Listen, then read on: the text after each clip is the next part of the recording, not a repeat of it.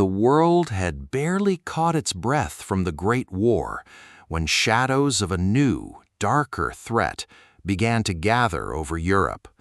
Economies shattered, cities in ruins, millions of lives lost.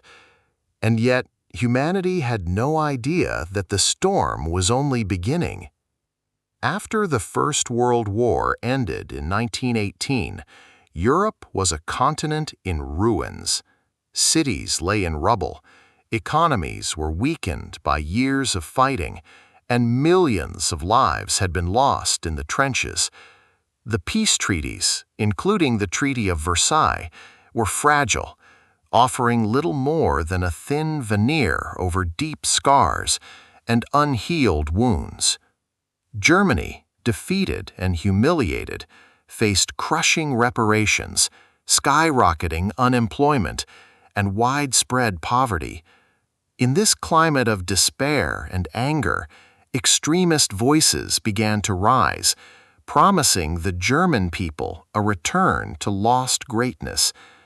It was in this environment that Adolf Hitler emerged, a charismatic speaker with a vision of power and dominance.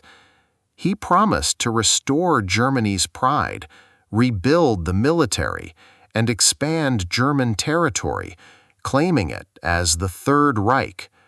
While European nations watched cautiously, Hitler consolidated power, silenced opposition, and established an authoritarian state.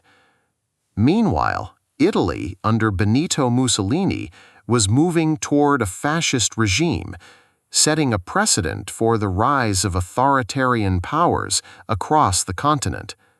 By the early 1930s, Hitler had transformed Germany into a totalitarian state. The Nazi Party controlled every aspect of life: the press, education, industry, and law. Opponents were imprisoned or executed, and propaganda became a powerful tool to unite the nation under a single ideology. As Germany regained its strength, it began to challenge the post-war order, reoccupying the Rhineland in 1936, annexing Austria in 1933, and pressing claims on Czechoslovakia. Hitler's aggressive expansion went largely unchecked by European powers, who were desperate to avoid another devastating war. The League of Nations, weakened and indecisive, failed to stop the growing tide of militarism. Appeasement policies, like the Munich Agreement of 1938, allowed Hitler to take the Sudetenland without a single shot fired.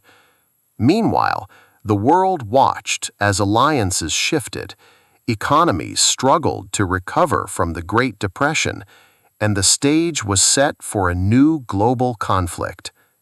By 1939, Germany had rebuilt a formidable military force. The Axis powers, Germany, Italy, and soon Japan, were aligned in ambition and ideology, ready to challenge the fragile peace of the world. In September 1939, the invasion of Poland marked the inevitable collapse of diplomacy and the beginning of the Second World War.